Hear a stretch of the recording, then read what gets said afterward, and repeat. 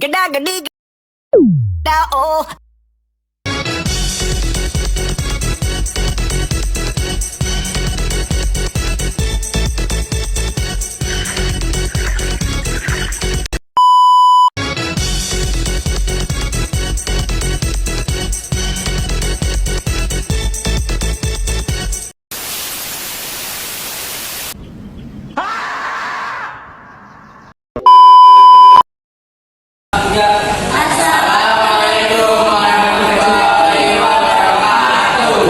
Kami dari kelompok 5 ingin menyampaikan materi tentang pendapatan per kapita.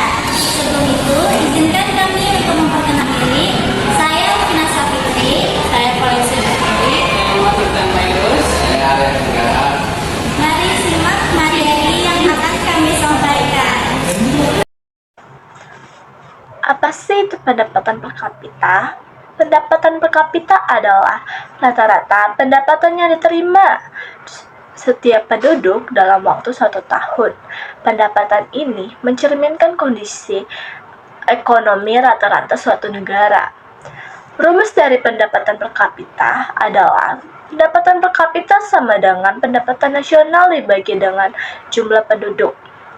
Pendapatan per kapita dibagi menjadi dua jenis, yaitu pendapatan per kapita nasional nominal dan pendapatan per kapita real.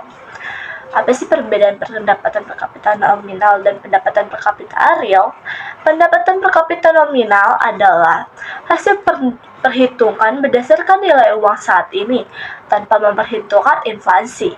Sedangkan pendapatan per kapita real adalah pendapatan yang sudah disesuaikan dengan tingkat inflasi, sehingga pendapatan ini lebih mencerminkan kondisi ekonomi yang sebenarnya. Berikutnya, ada faktor yang mempengaruhi pendapatan per kapita. Yang pertama, ada pertumbuhan ekonomi. Jika kegiatan ekonomi meningkat seperti sektor industri atau ekspor, maka pendapatan nasional akan naik dan pendapatan per kapita ikut meningkat. Yang kedua, ada jumlah penduduk. Jika jumlah penduduk bertambah dengan cepat, sementara pendapatan nasional tidak naik sebanding, maka pendapatan per kapita akan menurun. Yang ketiga, ada pemerataan pendapatan. Jika kekayaan hanya dinikmati oleh segelintir orang, maka pendapatan per kapita yang tinggi belum tentu mencerminkan kesejahteraan yang dirasakan oleh seluruh masyarakat. Dan yang keempat, ada kualitas sumber daya manusia.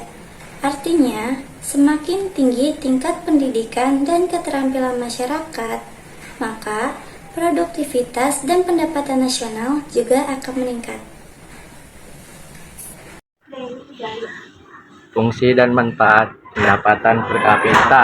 Pendapatan per kapita memiliki beberapa fungsi penting dalam perekonomian.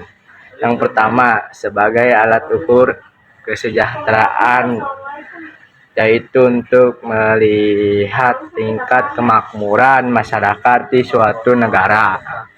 Nah, dan kedua, sebagai indikator pembangunan ekonomi, karena kenaikannya pendapatan per kapita menunjukkan meningkatkan kegiatan ekonomi dan taraf hidup rakyat banyak.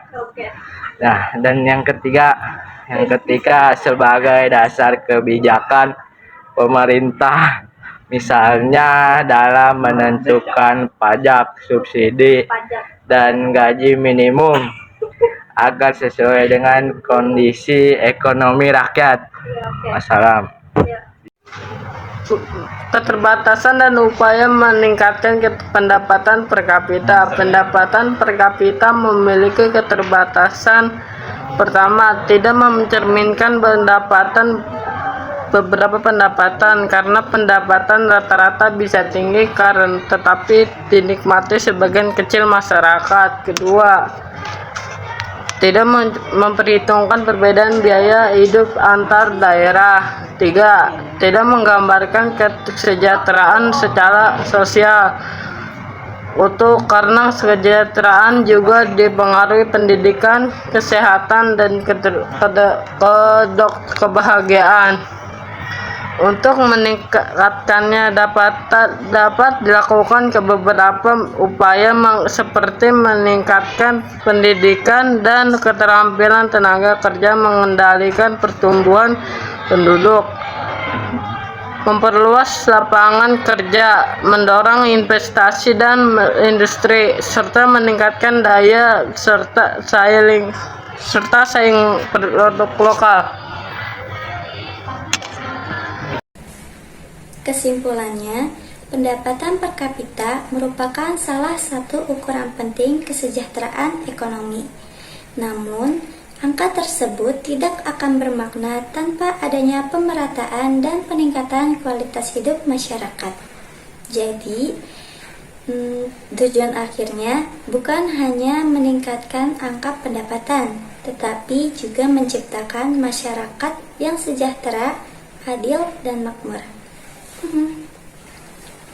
End of flashback. Kami dari kelompok 5 ingin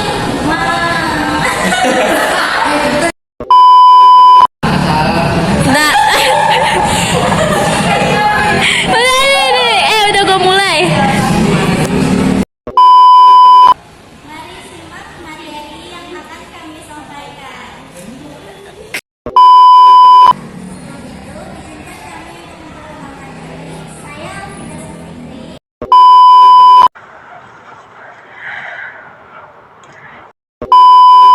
Pendapatan yang sudah diperhitungkan dengan inflasi, sehingga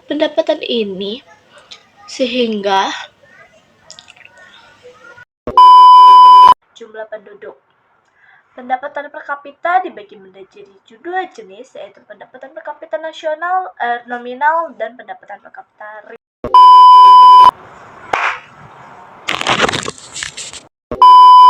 Bertambah dengan cepat, misalnya semakin tinggi tingkat pendidikan dan keterampilan masyarakat, maka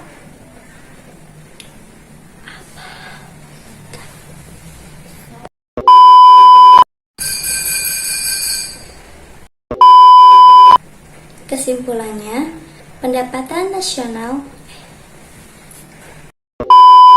Jadi, tujuan akhirnya, pendapatan per kapita bukan hanya untuk meningkatkan angka pendapatan, tetapi juga menciptakan. Ya Allah. Kesejahteraan juga dipengaruhi pendidikan, kesehatan, dan kebahagiaan. Fungsi penting dalam perekonomian. Yang pertama, sebagai Aduh pusing, pala otak, pala Barbie pusing, bolak-balik, maju, mundur, maju, mundur.